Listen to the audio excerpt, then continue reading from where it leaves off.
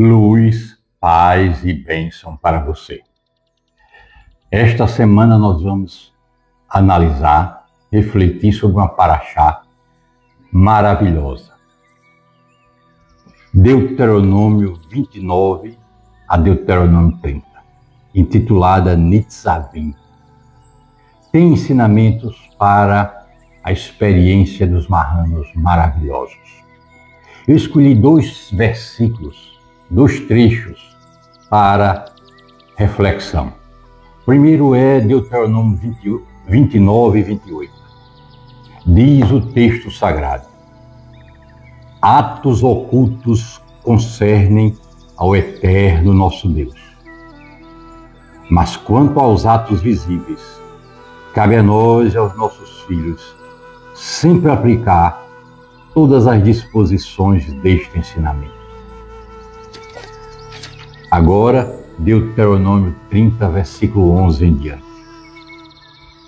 Com certeza esta instrução que eu lhe ordeno neste dia não lhe é desconcertante, nem está além do alcance.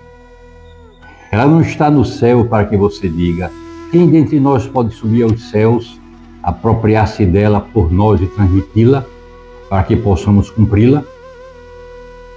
Nem está além do mar, para que você diga: quem dentre nós pode atravessar o mar, apropriar-se dela por nós e nos transmiti-la, para que possamos cumpri-la? Não, ela está bem perto de você, na sua boca e no seu coração, para cumpri-la. Moisés reuniu todo o povo diante do Eterno e renovou a aliança, incluindo líderes, mulheres, crianças, estrangeiros. Recordou as maldições do exílio, mas anunciou que, mesmo dispersos, o povo poderá retornar. E proclamou que a Torá não está distante, pois está no coração e na boca de cada um. Ao final concluiu com uma sentença que ecoa como ordem e bênção. Vejam a ordem: escolha a vida para que vivas, tu e tua descendência. Temos aqui três mensagens poderosas para a experiência dos marranos. Primeiro, a dialética entre o oculto e o revelado. Segundo, a Torá está próxima no coração e na boca. E terceiro, a ordem de escolher a vida. A chave cabalística desta paraxá está na Sefirá de Tiferet, a harmonia entre o oculto e o revelado.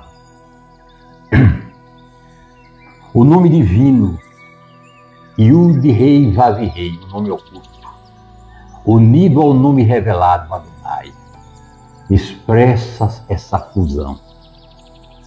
O eterno oculto que se manifesta no mundo revelado. O Zohar nos ensina que a Torá oculta é o mistério da Shekinah no exílio, enquanto a Torá revelada é o fluxo acessível a cada geração. Ambas se encontram no coração humano. Para os cristãos novos, em sua experiência histórica, esses versículos foram uma profecia viva. As coisas ocultas pertencem ao Eterno. Isso descrevia a vida de ocultamento, de orações secretas, de símbolos disfarçados, bênçãos sussurradas. As coisas ocultas pertencem ao Eterno. A criptografia marrana pertence ao Eterno. Já a palavra está muito perto de ti. Reafirmava que mesmo sem livros, mesmo sem sinagogas, mesmo sem rabinos, mesmo sem o apoio institucional, A Torá estava no coração e na boca de cada criptocabalista marrano. O marrano que recitava um Pai Nosso com a intenção secreta que estava dedicando-se ao Deus verdadeiro. Ele estava cumprindo o mandamento. O segredo não era fracasso, mas parte do desígnio divino. O sode do exílio marrano escolhe a vida, as coisas ocultas pertencem ao Eterno. E esta reflexão se encerra com a bênção, esta bênção que o Eterno escolheu a vida para nós. Mesmo que sejamos criticados pelos outros. A vida oculta e a vida revelada se unem em harmonia. E a Shekinah encontra repouso em cada coração marrano, que vive esta dialética. Mas esta é uma dialética que está na Torá. Esta é uma dialética onde a vida era pulsante. De maneiras que a teologia marrana nos desafia a romper a ideia de que a fé precisa ser confessada publicamente ou validada institucionalmente. A teologia marrana propõe uma espiritualidade não dualista, onde o sujeito pode ser, ao mesmo tempo, criptocabalista e cristão perante o mundo. Ele pode ser, ao mesmo tempo, perante o mundo, cético, mas crente interior. Devoto no seu coração e transgressor perante o mundo. Tudo ao mesmo tempo. O marranismo, ele pressupõe a lógica não dualista. É uma fé críptica que se transforma em liberdade ontológica. Sim, o marrano é herege aos olhos do dogma de duas confissões religiosas, mas aos olhos do mistério ele é profeta. Sua rebeldia não é contra a fé, mas contra o monopólio da fé. Existe uma teologia marrana que nasce sob perseguição, mas também como crítica radical ao que se chamou de verdade oficial. Essa teologia marrana desafia a ideia de que a fé deve ser pública, controlada por credos, vigiada pelo poder, institucionalmente balizada. O marrano não tem púlpito, não tem rabino, não tem altar reconhecido. E por isso mesmo carrega o mais sagrado, a chama sem nome, o Deus sem templo. Carrega esta Torá, esta instrução que o Eterno disse está no coração e na boca. A ortodoxia de todos os credos tem o silêncio, porque o silêncio não pode ser controlado.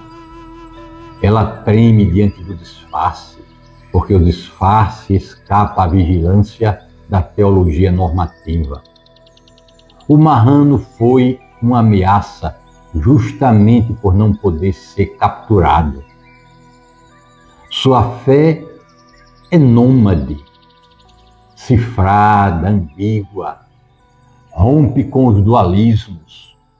Dualismo de crente ou ateu, judeu ou cristão, salvo ou condenado.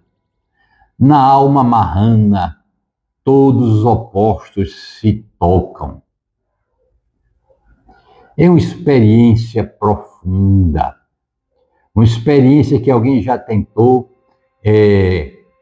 cravar, nomear como uma cisão interna profunda. Não é cisão, é consciência de habitar simultaneamente realidades aparentemente contraditórias.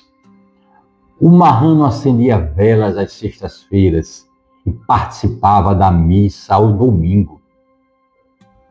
recitavam um Pai Nosso com sotaque sefardita e escondiam a estrela de Davi sob a cruz.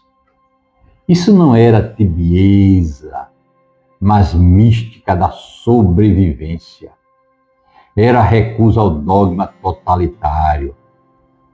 Existe uma estudiosa italiana chamada Donatella de Cesare, que escreveu uma obra magnífica. Nesta obra ela revelou que o marrano vive o outro do outro. Ele revela que toda identidade pura é uma construção de poder. Sua própria existência nega a ortodoxia como forma legítima única. Já o filósofo francês marrano, Jacques Derrida, profetizou: o marrano diz sim ao nome, mas em segredo. Esse sim oculto é mais fiel que 1000 confissões públicas. É uma fidelidade sem espetáculo, uma espiritualidade sem plateia. A teologia marrana, portanto, é uma crítica viva às religiões performativas. Ela resiste às ortodoxias porque carrega em si a memória do trauma teológico. Ela não quer convencer. Ela quer sobreviver sem trair.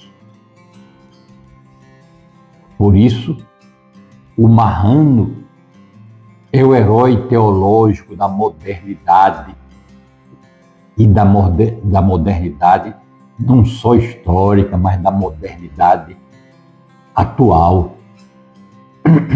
O marrano ensina que crer não é gritar, não é professar uma fé, uma pertença, é persistir no indizível. A rebeldia marrana não destrói a fé, ela a liberta. A teologia marrana, ao mergulhar na cabala, supera a necessidade de retorno institucional ao judaísmo rabínico tradicional. No Brasil, existe um livro bastante difundido entre os descendentes de cristãos novos, descendentes de criptojudeus, intitulado Bem-vindo ao Judaísmo. Retorno e conversão. Eu já analisei em um vídeo anterior este livro. Foi escrito pelo rabino Maurice Lan. Aqui, na contracapa, depois de explicar que o livro trata do processo tradicional de conversão ao judaísmo, ele afirma que o que tentei fazer foi iluminar o caminho para aqueles que desejam se tornar filhos de Abraão.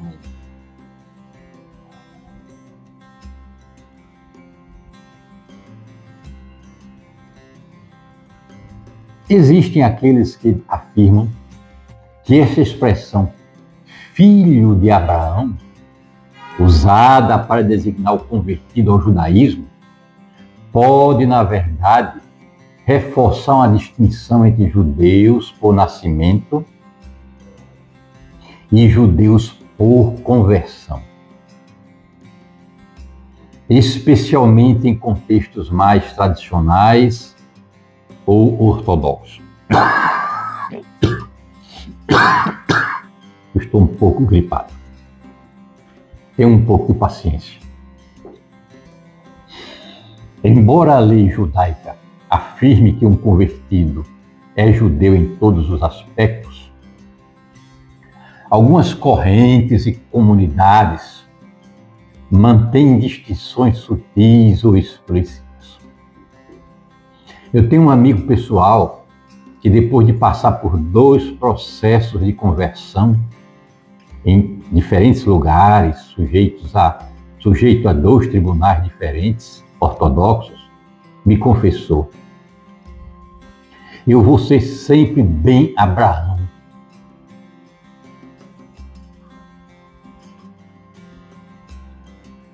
sempre vai haver no meu próprio nome uma lembrança de que eu não sou judeu, mas um convertido.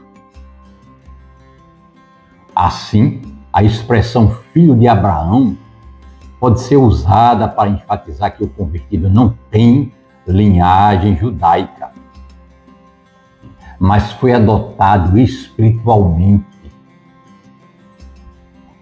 Um amigo meu me confessou isso.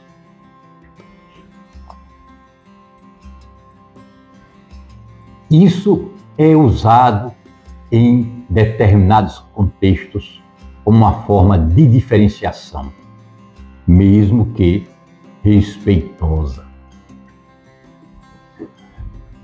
Nesse livro, o autor define o retorno como um ato de reconhecimento da autoridade religiosa. Rabinos, sinagogas, leis, corte rabínica. O livro funciona como um manual de conformidade, exigindo um tipo específico de submissão à estrutura rabínica. Isso significa que o retorno está condicionado à validação institucional.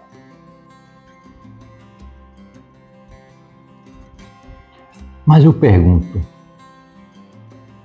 o que os marranos fizeram historicamente? Não retornaram à sinagoga. Retornaram ao nome. Não recuperaram rituais exteriores. Abriram portais internos. Encontraram na Cabalá, especialmente no Zohar e no lurianismo, uma mística de pertencimento invisível. Esse é o pertencimento ao qual nós precisamos aderir. Não retorno ao judaísmo oficial, mas a uma vivência oculta que dispensa a validação da ortodoxia. O livro de Deuteronômio já disse: esta instrução, a Torá, está no coração e na boca. Não está longe, está próxima. Foi isto que a Cabalá ofereceu. Uma linguagem não institucional, cifrada, perfeita para a clandestinidade. Uma teologia que reconhece a queda, o pecado e até a heresia como partes do plano divino,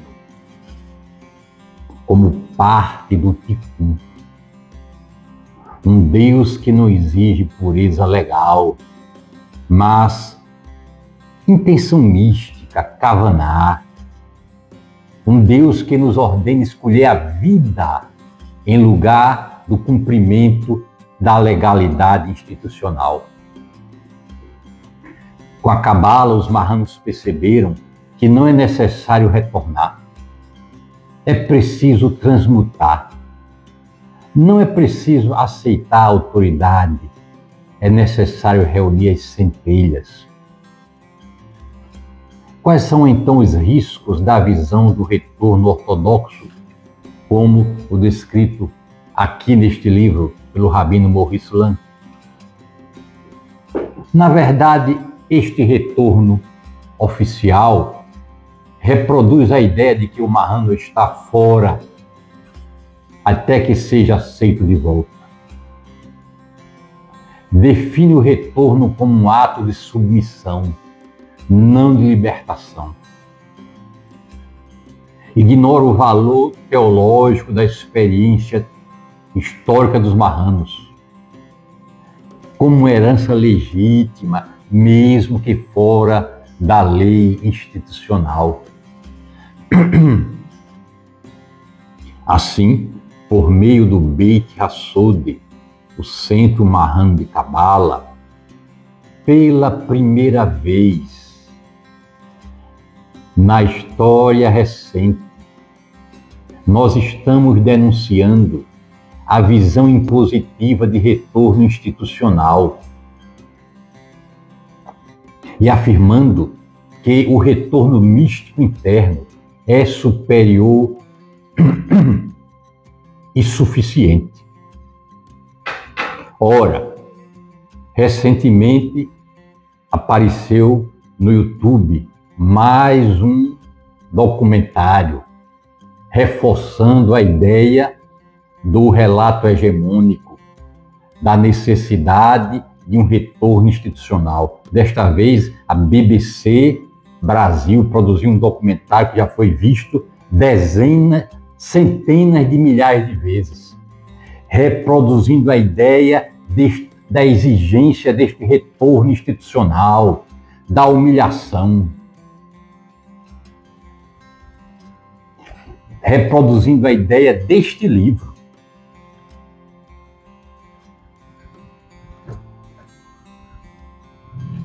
E este relato hegemônico conta de forma muito parcial a história do mahanismo. Em momento algum, este relato hegemônico, que está aí com centenas de milhares de visualizações, mostra a experiência do coração, a experiência mística do Mahano, a experiência do criptocabalismo. O que os Mahanos viveram, o que muitos de seus descendentes vivem ainda hoje, não cabe nesse tipo de retorno. Porque o Mahano nunca partiu por vontade própria. Ele foi arrancado. E mesmo assim nunca abandonou o nome. Esta instrução que o Eterno diz que está no coração. O Mahano manteve-a escondida no corpo, na memória, escondida no pão que fazia na sexta-feira, na vela acesa por trás da porta. Quando os Mahanos se voltaram a Cabala, se voltaram ao Zohar e à Cabala de Zaklúria, aos mistérios da Shevirah e do Tikkun, descobriram algo radical. Eles não precisam ser aceitos novamente, porque nunca deixaram o sagrado, apenas o disfarçaram, porque escolheram a vida como foi ordem divina. Escolha a vida. A instrução está no seu coração, na boca. E a Cabala lhes ofereceu então esta fé, sem necessidade de instituição. Um Deus que habita o oculto, um caminho onde o pecado pode ser purificação e a ambiguidade pode ser revelação. Essa proposta de retorno institucional exige confissão, documento, exige tribunal. Ora, o Tribunal do Santo Ofício exigia coisas similares. Mas o Mahano já retornou, historicamente. Ele retornou quando lavou as mãos em segredo. Retornou quando recusou comer carne de porco com a desculpa inventada. Retornou quando ensinou o filho e o neto a olhar o céu na sexta-feira, em busca da primeira estrela, às vezes sem nem saber o porquê. Por isso, essa teologia mahana que nós estamos sustentando para o criptocabalismo tardio e o criptojudaísmo tardio, essa teologia mahana recusa esse retorno oficial, que está sendo pregado, financiado e massificado. Esse retorno oficial com as exigências da ortodoxia moderna.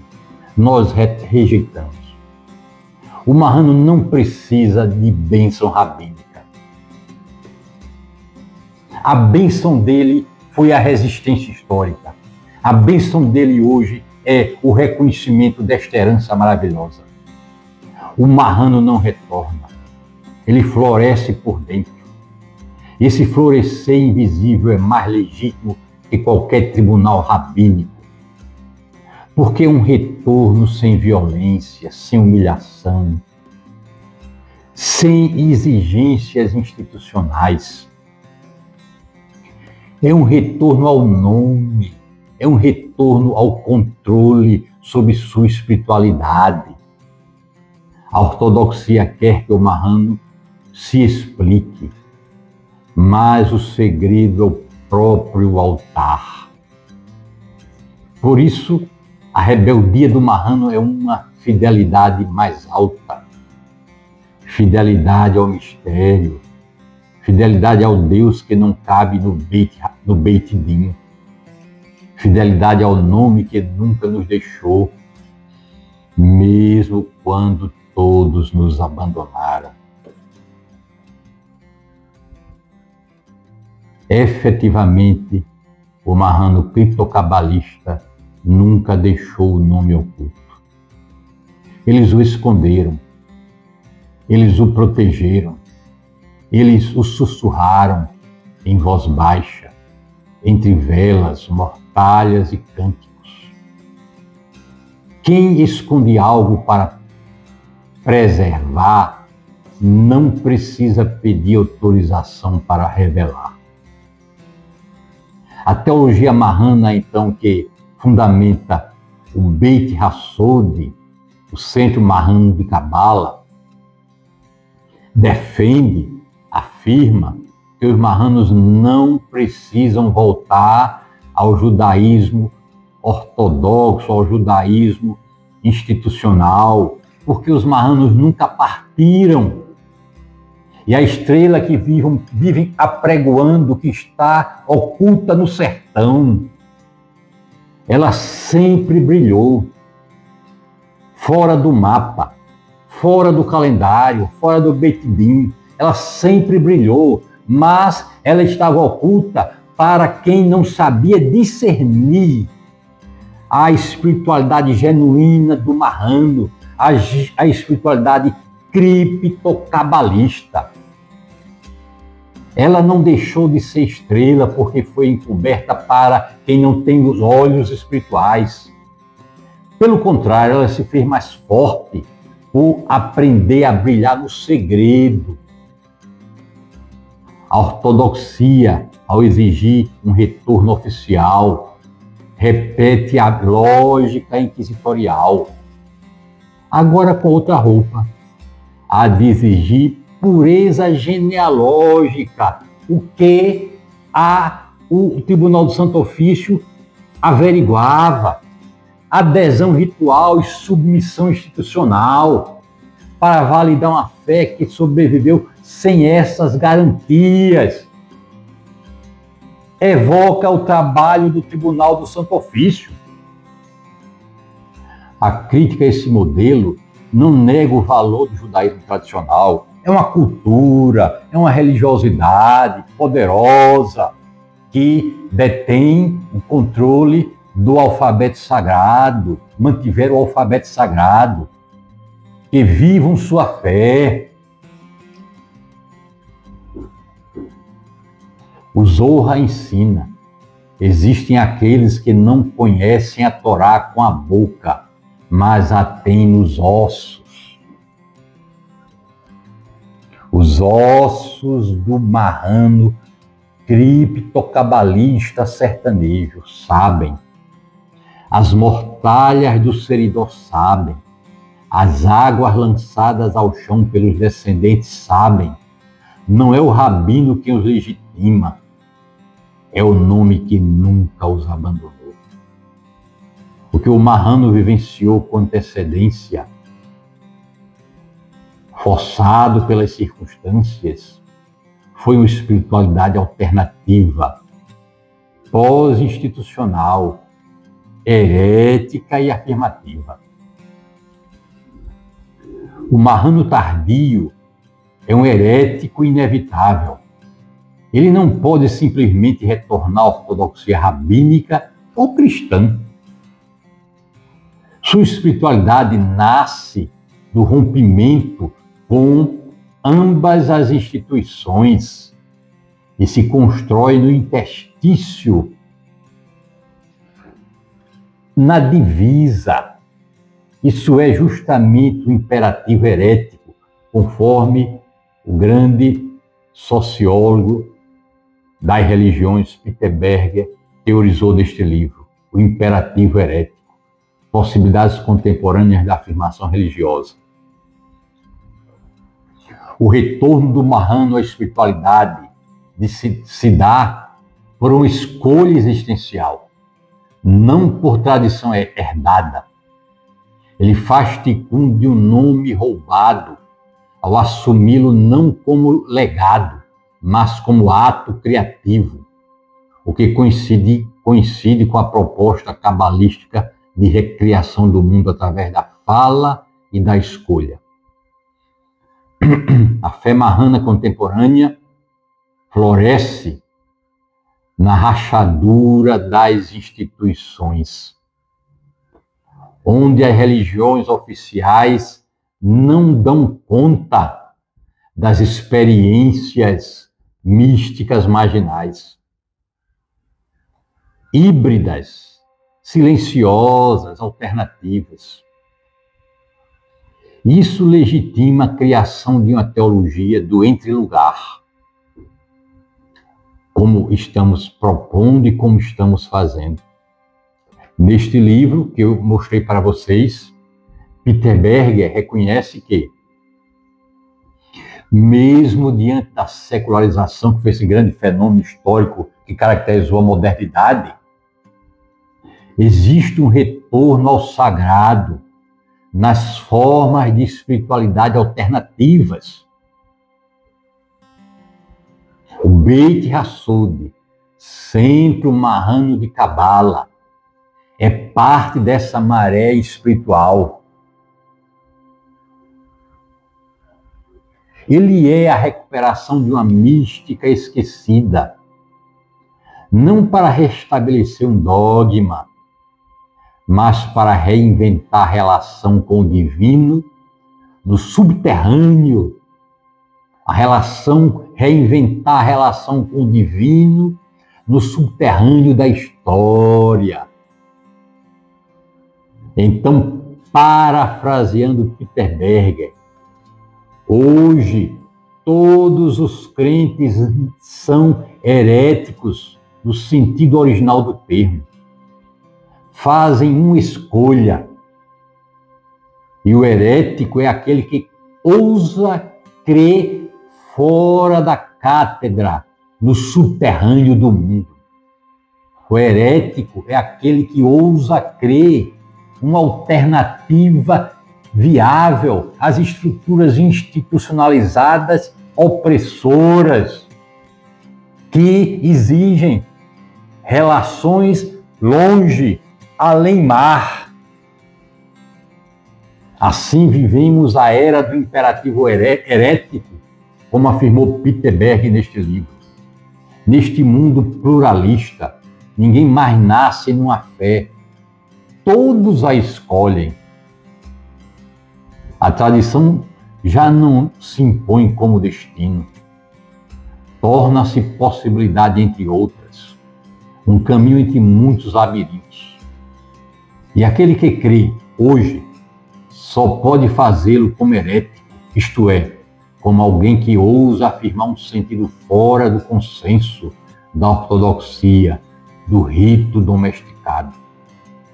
A heresia aqui não é no sentido de escolha estapafúrdia, mas no sentido de uma escolha de uma espiritualidade alternativa.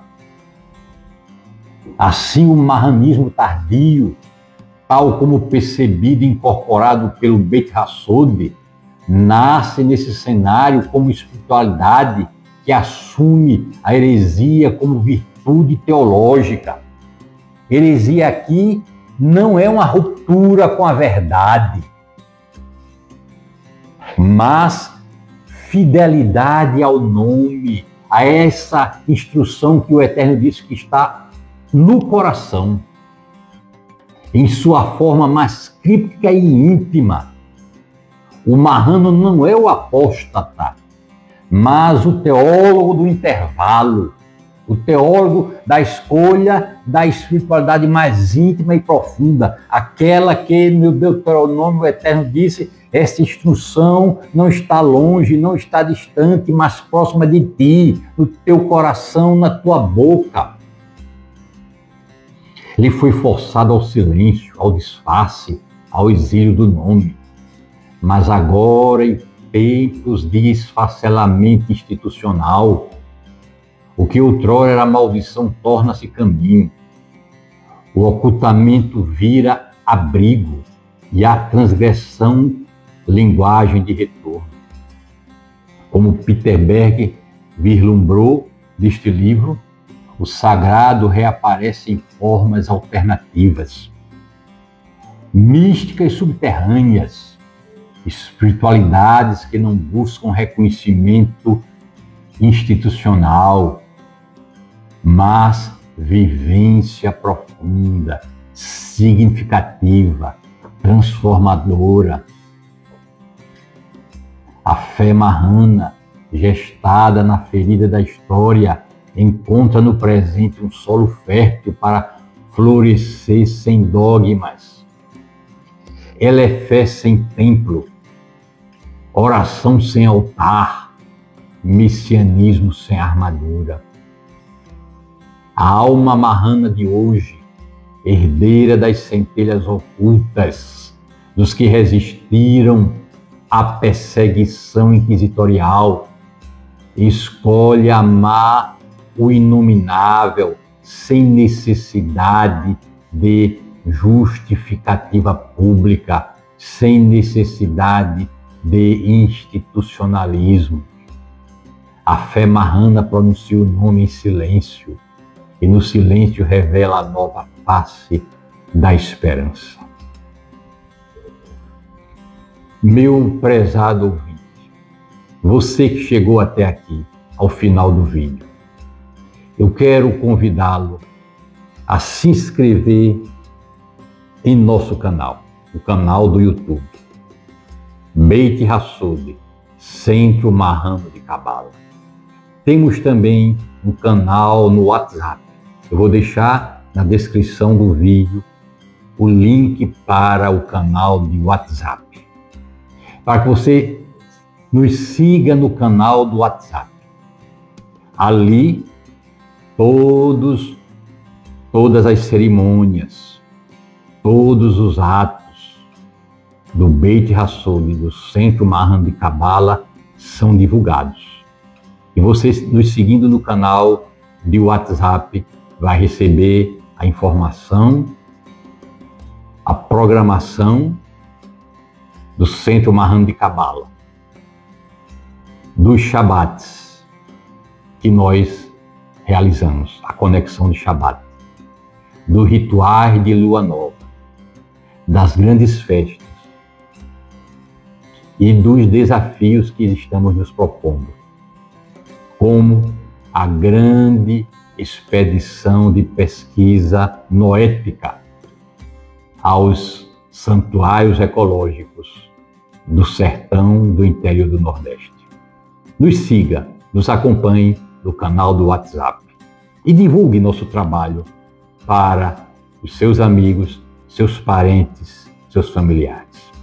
Até a próxima semana com mais uma reflexão sobre o texto da Torá e do Tanakh.